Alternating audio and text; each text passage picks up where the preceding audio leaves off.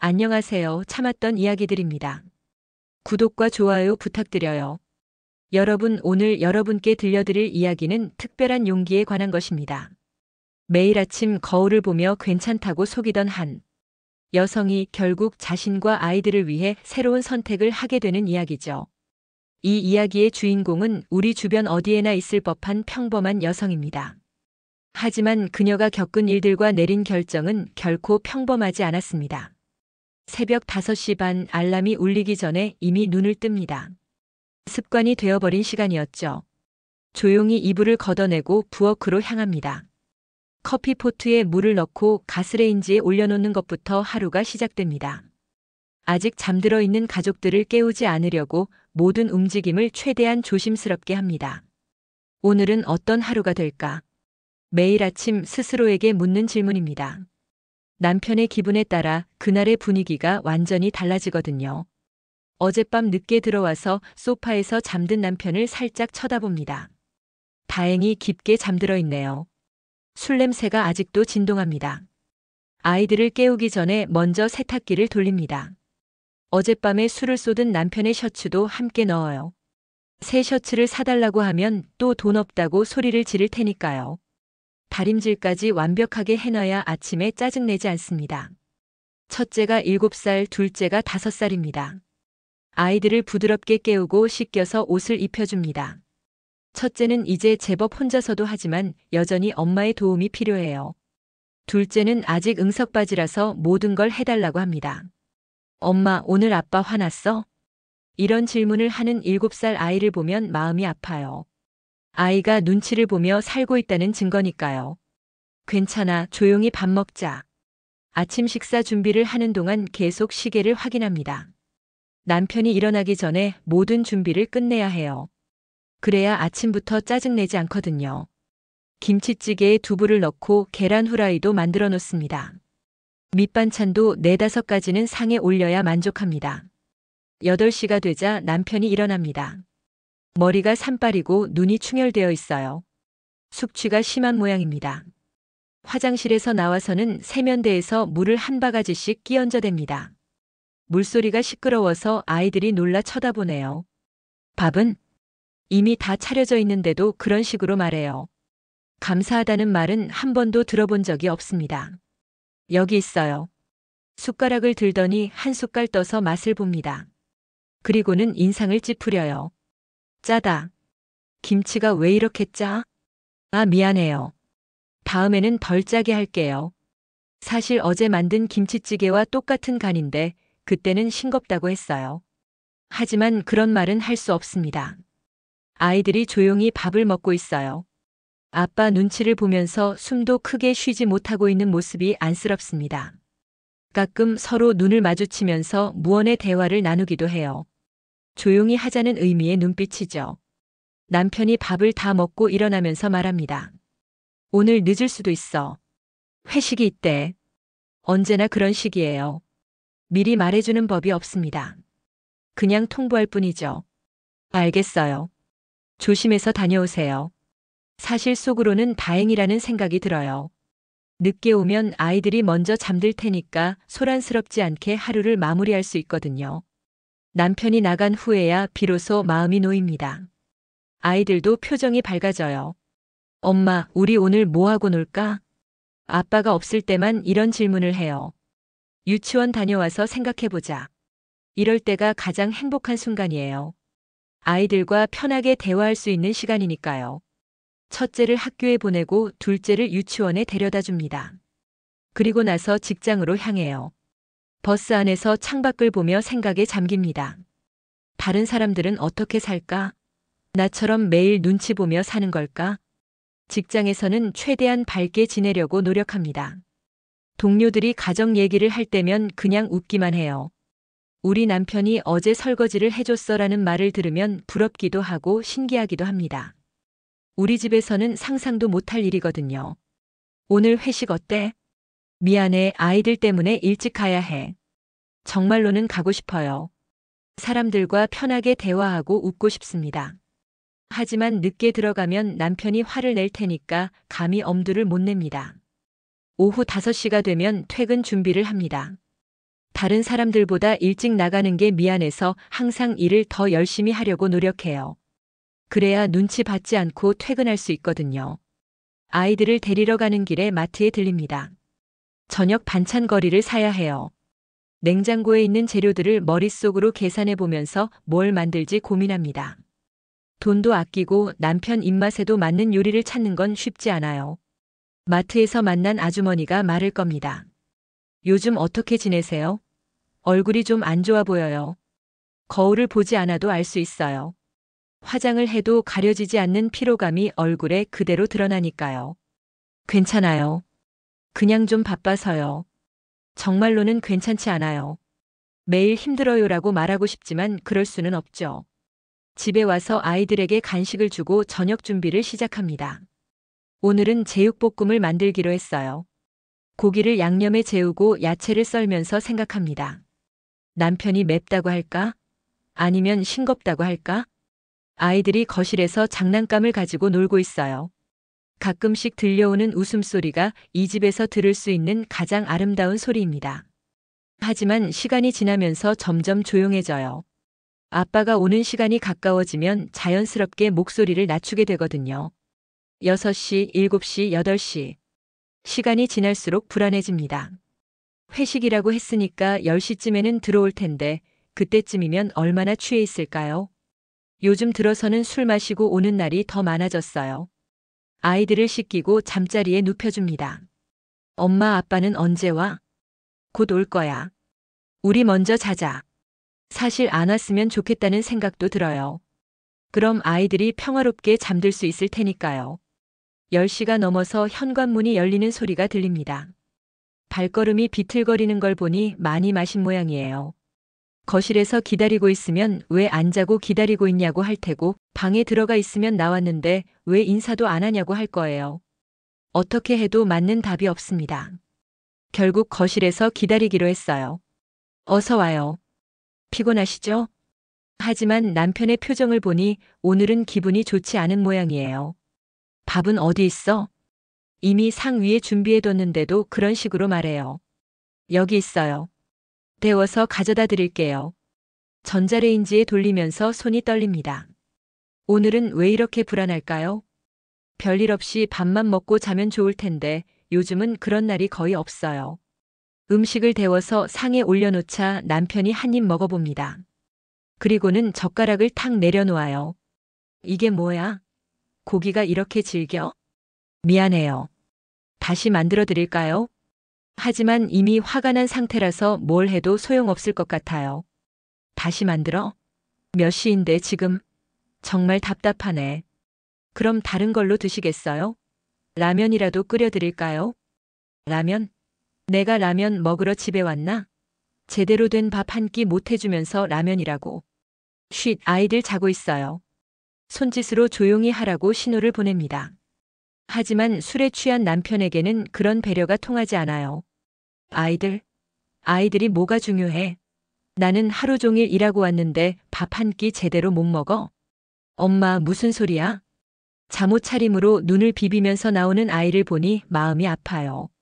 괜찮아, 다시 들어가서 자. 괜찮긴 뭐가 괜찮아? 엄마가 아빠한테 제대로 밥도 못 해주면서. 아빠, 엄마가 힘들어해요. 7살 아이가 용기를 내서 말합니다. 그 순간 남편의 얼굴이 더욱 붉어져요. 뭐라고? 애가 어른 일에 끼어들어? 아이에게 소리를 지르자 첫째가 울음을 터뜨립니다. 그 소리에 둘째까지 깨서 나와요. 엄마 무서워. 두 아이 모두 무서워서 떨고 있어요. 이런 모습을 보면서도 남편은 계속 화를 냅니다. 다들 뭐 하는 거야? 이 시간에 왜 다 일어나 있어? 여보, 제발 아이들 앞에서는 그러지 마요. 아이들 앞에서? 그럼 언제 말해? 당신은 맨날 아이들 핑계만 대면서 내 말은 안 들어. 이런 상황이 처음이 아니에요. 비슷한 일이 한 달에 2~3번은 반복됩니다. 처음에는 술만 깨면 괜찮아질 거라고 생각했어요. 하지만 갈수록 심해지고 있어요. 엄마, 우리 할머니 집 가자. 할머니 집? 할머니 집은 왜 가? 여기가 내 집이야. 어디 가긴 어디로 가? 아이들이 더욱 울음을 터뜨리자 저도 참을 수가 없어져요. 여보, 정말 그만해요. 아이들이 무슨 잘못을 했다고 이래요? 목소리를 높여서 말했더니 남편이 더욱 화를 냅니다. 뭐라고? 지금 나한테 대드는 거야? 아니에요. 그냥 아이들 때문에. 아이들. 맨날 아이들 핑계야. 손을 들어 올립니다. 맞으려나 싶어서 눈을 감는 순간 다행히 그냥 벽을 칩니다. 쿵 하는 소리에 아이들이 더욱 무서워해요. 엄마, 아빠가 엄마 때려? 괜찮아, 아빠가 그냥 화가 나신 거야. 그날 밤 남편이 소파에서 잠들고 나서야 아이들을 재울 수 있었어요. 엄마, 내일도 아빠가 화날까? 괜찮을 거야. 걱정하지 마. 아이들이 잠든 후에 혼자 부엌에 앉아서 생각합니다. 이게 정상적인 가정인가? 아이들이 아빠를 무서워하는 게 맞나? 답은 뻔한데 인정하고 싶지 않아요. 그러면 뭔가 결정을 내려야 할 것 같거든요. 다음 날 아침 남편이 일어나서는 어제 일을 기억 못하는 척합니다. 어제 내가 뭐 했나? 기억이 잘 안 나네. 아이들이 무서워했어요. 다음에는 아이들 앞에서 그러지 마요. 아, 그래. 미안하다. 첫째를 학교에 보낼 때 선생님이 말씀하시네요. 요즘 좀 예민해 보여요. 집에 무슨 일 있나요? 괜찮습니다. 그냥 좀 피곤해서요. 거짓말을 하는 제 자신이 싫어요. 하지만 정말 말할 수도 없고요. 우리 남편이 술 먹고 와서 소리 지르고 아이들을 무서워하게 해요라고 어떻게 말해요? 직장에서도 집중이 안 됩니다. 동료가 요즘 무슨 일 있어? 얼굴이 안 좋아 보여라고 물어봐도 괜찮아요 라고만 답합니다. 점점 사람들과 거리를 두게 돼요. 진짜 속마음을 말할 수 없으니까요. 그로부터 한 달 후 더 심각한 일이 벌어졌습니다. 남편이 평소보다 더 늦게 들어왔어요. 새벽 2시쯤이었나요? 열쇠로 문을 여는 소리조차 제대로 못 내고 있었어요. 현관에서부터 비틀거리는 소리가 들렸습니다. 평소보다 훨씬 많이 마신 것 같아요. 거실 불을 켜지도 못하고 어둠 속에서 헤매고 있는 모습이 보였어요. 여기 있어요. 물 좀 가져다 줄까요? 물? 물은 무슨 물이야? 나한테 물이나 갖다 주라고. 아니에요, 그냥. 그냥 뭐가 그냥이야? 나를 무시하는 거야? 무시하는 게 아니라. 어디 가려고 해? 내가 말하고 있잖아. 팔을 꽉 붙잡은 채로 계속 소리쳤어요. 팔이 아파서 아프다고 말했는데도 놓아주지 않았어요. 제발 놓아주세요. 뭐라고? 제발이라고? 그러더니 갑자기 제 머리채를 잡았어요. 너무 갑작스러워서 비명을 지를 뻔했어요. 조용히 해. 아이들 깨면 어떻게 하려고. 그때 정말 무서웠어요. 남편의 눈에서 이성을 찾을 수 없었거든요. 평소에 화를 내도 이 정도는 아니었는데 그날은 달랐어요. 여보, 정말 제발. 울먹이면서 말했는데 남편이 갑자기 제 뺨을 때렸어요. 짝 하는 소리와 함께 얼굴이 화끈거렸어요. 순간 머릿속이 하얘졌어요. 정말 때렸네. 정말로 날 때렸어. 믿을 수가 없었어요. 아무리 화가 나도 손을 대지는 않을 거라고 생각했거든요. 뺨을 만져보니 뜨거워져 있었어요. 눈물이 핑 돌았지만 참으려고 했어요. 하지만 남편은 멈추지 않았어요. 울지 마. 울 게 뭐 있어? 잘못한 게 없다고 생각해? 엄마. 괜찮아, 들어가서 자. 아빠가 엄마 때렸어? 내가 뭘 봤다고 그래? 얼른 들어가. 아빠 나빠. 엄마 때리면 안 돼. 뭐라고? 애가 어른한테 나쁘다고. 제발 아이한테는 그러지 마세요. 비켜. 저의 버릇 없이 크고 있잖아. 엄마. 무서워. 두 아이 모두 울면서 제 다리에 매달렸어요.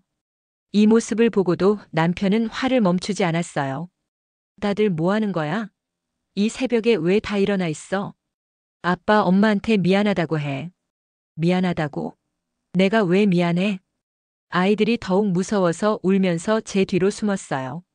저도 다리가 떨렸지만 아이들을 보호해야 한다는 생각뿐이었어요. 여보, 제발 그만해요. 아이들이 너무 무서워해요. 무서워하면 어쩔 건데? 이게 다 누구 때문인데? 그때 옆집에서 벽을 쾅쾅 두드리는 소리가 들렸어요. 조용히 좀 해요. 몇 시인데 이렇게 시끄럽게 해요? 남편이 그 소리를 듣고는 잠시 멈춤했어요. 하지만 곧 다시 화를 냈어요. 이제 남들까지 우리 집 일에 간섭하네. 여보, 정말 그만하고 자요. 내일 이야기해요. 자라고. 내가 언제 자겠다고 했어? 결국 그날 밤 남편은 소파에서 잠들었고 저는 아이들과 함께 방에 들어가서 문을 잠갔어요. 처음으로 남편이 무서워서 방문을 잠근 거였어요. 엄마, 왜 문 잠가? 그냥 더 안전할 것 같아서.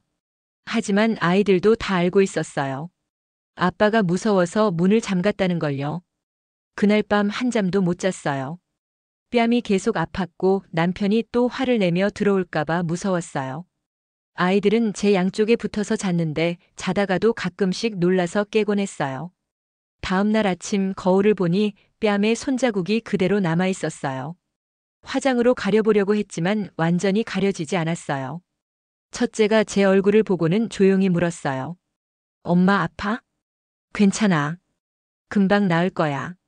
남편은 아침에 일어나서는 어제 일을 모른 척 했어요. 얼굴이 왜 그래? 어제 당신이 때렸잖아요. 내가 언제? 내가? 언제? 기억 안 나세요? 아이들도 다 봤어요. 아, 그랬나? 미안하다. 술을 너무 많이 마셔서 처음으로 맞았거든요. 그리고 아이들이 그 모습을 봤어요. 이제 정말 뭔가 바뀌어야 한다고 생각했어요. 첫째를 학교에 보내는 길에 담임 선생님을 만났어요. 어머, 얼굴이 어떻게 된 거예요? 아, 넘어져서요. 혹시 힘든 일 있으면 언제든지 말씀하세요. 아이가 요즘 좀 예민해 보여서 걱정됐거든요. 고맙습니다. 별일 없어요. 정말로는 도움을 요청하고 싶었지만 그럴 용기가 없었어요.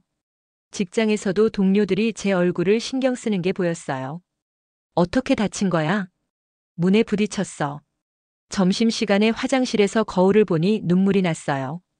이게 내 인생인가? 맞고도 거짓말로 둘러대야 하는 게 맞나? 그날 저녁, 엄마, 우리 이사하자. 왜 갑자기 이사? 그냥 새로운 집에서 살고 싶어. 아이도 이 집에서의 생활이 힘든 거였어요. 7살 아이가 이사하자고 할 정도면 상황이 얼마나 심각한지 알 수 있었어요. 그 일이 있고 나서 일주일 정도 지났을까요? 평소보다 일찍 퇴근해서 아이들을 데리러 가는 길이었어요. 첫째 학교 앞에서 다른 학부모와 마주쳤는데 그분이 제 얼굴을 유심히 보더니 조심스럽게 물어봤어요. 혹시 괜찮으세요? 얼굴이 많이 힘들어 보이시는데. 아, 괜찮아요. 그냥 좀 피곤해서요. 혹시 필요하시면 제가 아는 상담센터가 있어요. 가정 문제로 힘드신 분들을 도와주는 곳인데. 아니에요, 정말 괜찮습니다. 그분이 작은 카드 하나를 제 손에 쥐어주었어요. 그냥 가지고 계세요.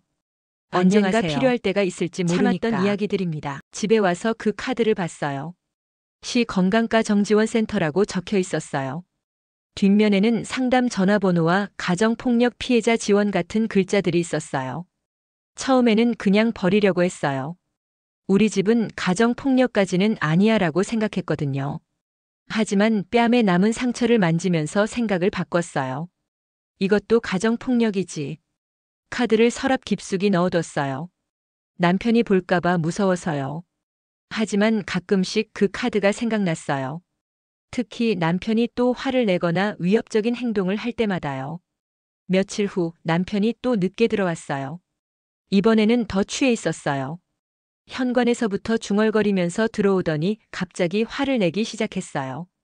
집이 왜 이렇게 어둑어둑해? 전기세가 아까워? 불 다 켜져 있는데요. 말대꾸하지 마. 내가 어둡다니까 어두운 거야. 아이들이 놀라서 깰까봐 조용히 해주세요라고 했더니 갑자기 제게 다가와서 어깨를 확 잡았어요. 조용히? 누구한테 조용히 하라는 거야? 어깨를 너무 세게 잡아서 아팠어요. 아파요, 놓아주세요. 아프다고? 이 정도로 아파?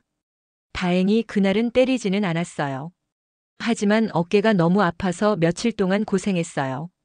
옷을 벗어보니 손가락 자국이 멍으로 남아 있었어요. 그때 결심했어요. 이대로는 안 되겠다. 누군가에게 도움을 요청해야겠다. 서랍에서 그 카드를 꺼내서 전화번호를 확인했어요. 하지만 전화를 걸 용기는 없었어요. 뭐라고 말해야 할지도 모르겠고 혹시 남편이 알게 되면 어떻게 될지도 무서웠어요. 일주일 정도 더 망설이다가 드디어 전화를 걸었어요.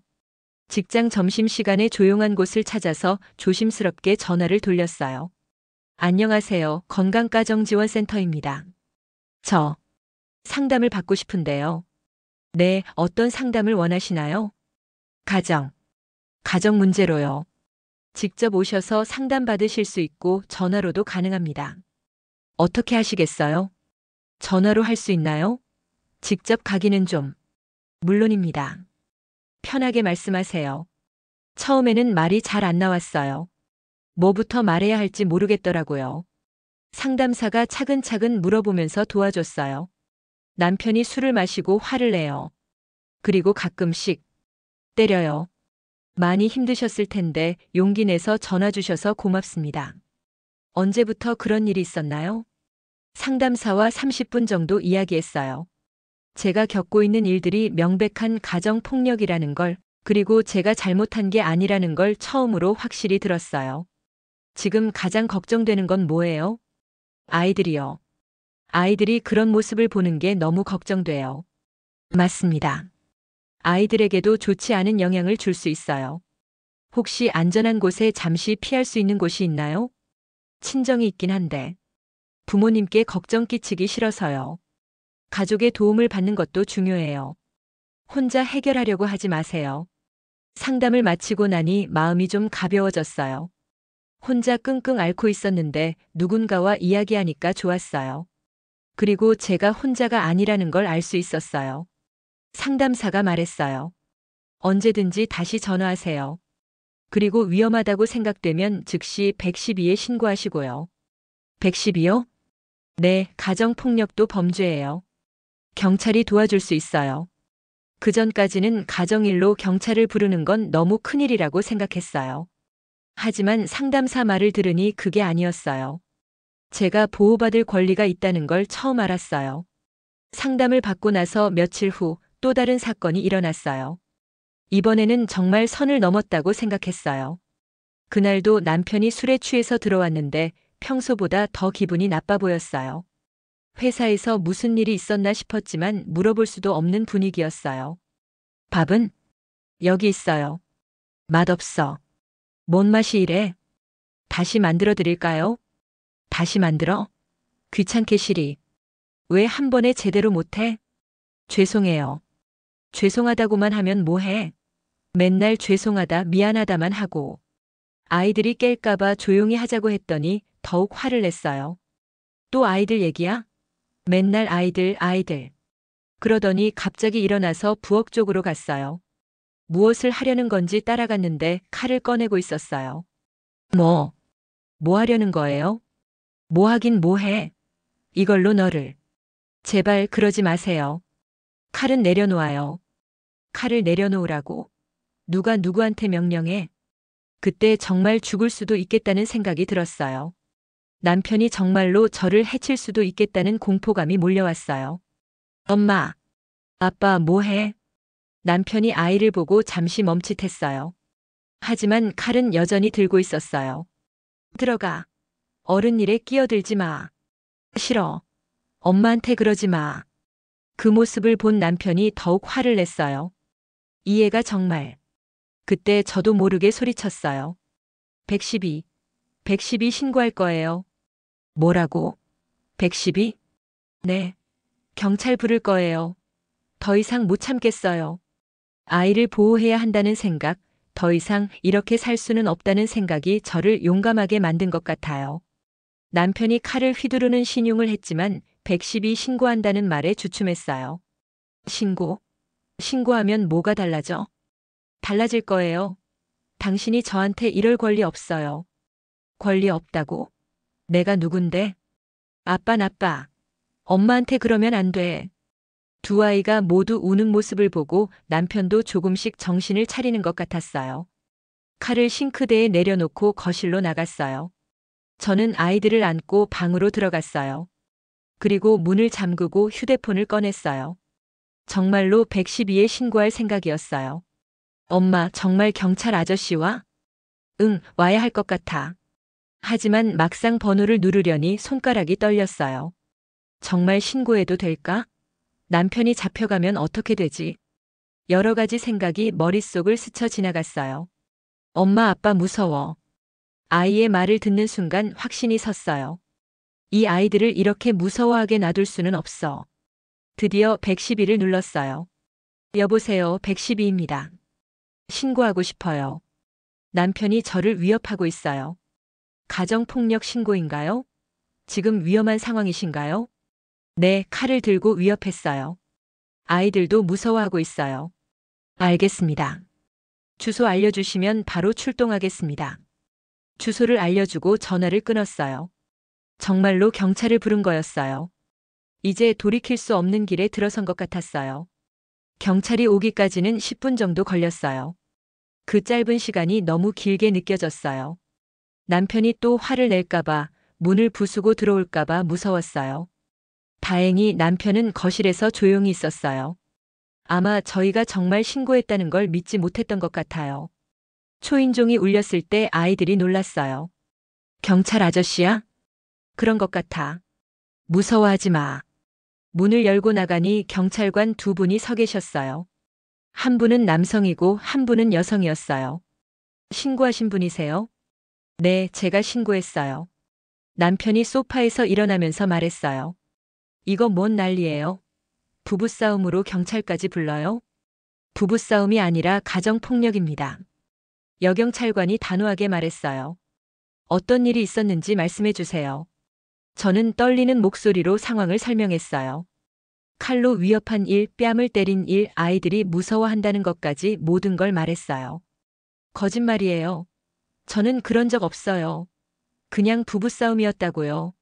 아니에요. 아빠가 칼 들고 엄마한테 뭐라고 했어요. 애가 뭘 알아요? 그냥 무서워서 하는 말이에요. 아이들도 중요한 증인입니다. 지금 당장은 분리되어 지내시는 게 좋겠습니다. 분리요? 뭔 소리예요? 여기 우리 집인데. 가정폭력 신고가 접수되면 임시로 분리 조치를 할 수 있습니다. 부인과 아이들의 안전을 위해서요. 그날 밤 저희는 경찰의 도움으로 임시 쉼터로 이동했어요. 급하게 필요한 짐만 챙겨서 나왔어요.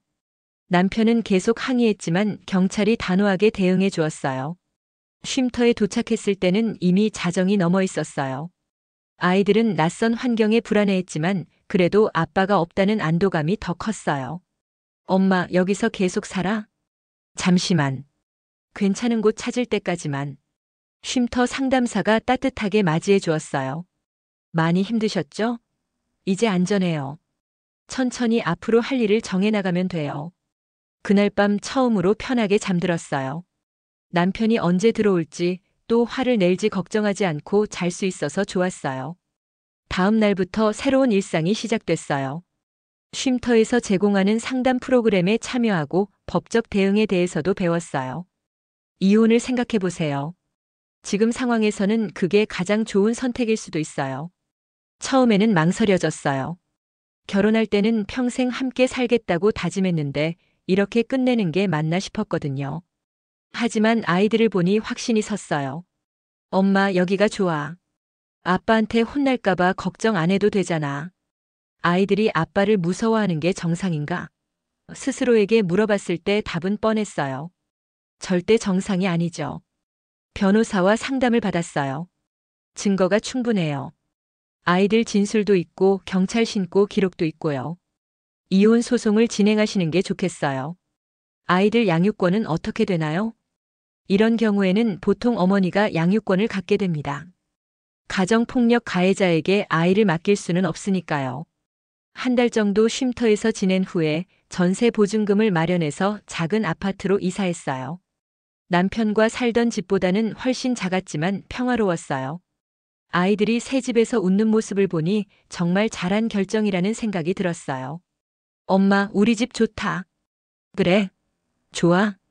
응. 아빠 없어서 좋아. 아이의 솔직한 말에 마음이 아팠지만 동시에 안도감도 들었어요. 새 집에서 첫 저녁을 먹을 때였어요. 세 식구가 조용히 앉아서 밥을 먹는데 갑자기 모든 게 평화롭게 느껴졌어요. 엄마, 오늘은 아무도 소리 안 질러? 응, 아무도 소리 안 질러. 앞으로도 그럴 거야. 새 집에서의 첫 주가 지나면서 아이들의 표정이 밝아지는 게 보였어요. 집에서 마음껏 웃고 떠들 수 있으니까요. 법원에서 이혼 조정 신청을 했어요. 남편은 처음에는 반대했지만 가정폭력 증거들이 명확해서 결국 조정에 응했어요. 양육비는 얼마나 받을 수 있나요? 남편 소득의 20% 정도는 받을 수 있을 거예요. 조정 당일 법원에서 남편과 마주쳤어요. 몇 달 만에 보는 얼굴이었는데 예전만큼 무섭지 않았어요. 정말 이혼하려는 거야? 내 아이들과 저를 위해서요. 내가 그렇게 나쁜 남편이었나? 좋은 남편이었다면 우리가 여기까지 오지 않았겠죠. 조정관이 양쪽 이야기를 들어보고 나서 말했어요. 가정폭력이 인정되는 상황이고 아이들의 안전을 고려할 때 이혼이 적절해 보입니다. 남편도 더 이상 반박할 말이 없었나 봐요. 결국 이혼에 동의했어요. 몇 주 후에 이혼 판결문이 나왔어요. 정식으로 이혼이 성립된 거였어요. 아이들 양육권은 제가, 양육비는 월 50만 원씩 받기로 했어요. 엄마, 이제 정말 우리만 살아? 응, 우리만 살아. 괜찮아? 좋아. 엄마랑 동생이랑만 사는 게 좋아. 이혼 판결이 난 지 6개월이 지났을 무렵이었어요. 아이들도 새로운 환경에 완전히 적응했고 저도 한결 여유로워졌어요. 어느 토요일 오후 아이들과 함께 공원에 놀러 갔어요. 예전에는 상상도 못했던 일이에요. 남편 눈치를 보느라 어디 나가는 것도 조심스러워했거든요. 엄마 시소 태워줘. 다른 가족들을 보면서 생각했어요. 저 사람들은 다 행복해 보이네. 예전에는 다른 가족들이 부러웠는데 이제는 우리도 충분히 행복해 보인다는 생각이 들었어요. 엄마도 그네 타. 엄마가 그네를 어떻게 타? 할 수 있어. 엄마도 놀자. 정말 오랜만에 그네를 탔어요. 바람이 얼굴에 와 닿으면서 정말 자유로운 기분이 들었어요. 언제 집에 들어가야 하나 걱정하지 않고 순수하게 즐길 수 있다는 게 이렇게 좋은 줄 몰랐어요. 혹시 지금 저와 같은 상황에 계신 분이 있다면 용기 내세요. 혼자가 아닙니다. 도움을 요청하는 것은 약한 게 아니라 현명한 선택입니다. 당신도 행복할 자격이 있어요. 저처럼 새로운 시작을 할 수 있을 거예요. 창밖으로 달이 밝게 빛나고 있었어요. 새로운 인생의 시작을 축복해주는 것 같았어요. 내일도 모레도 우리에게는 희망찬 하루가 기다리고 있을 거예요.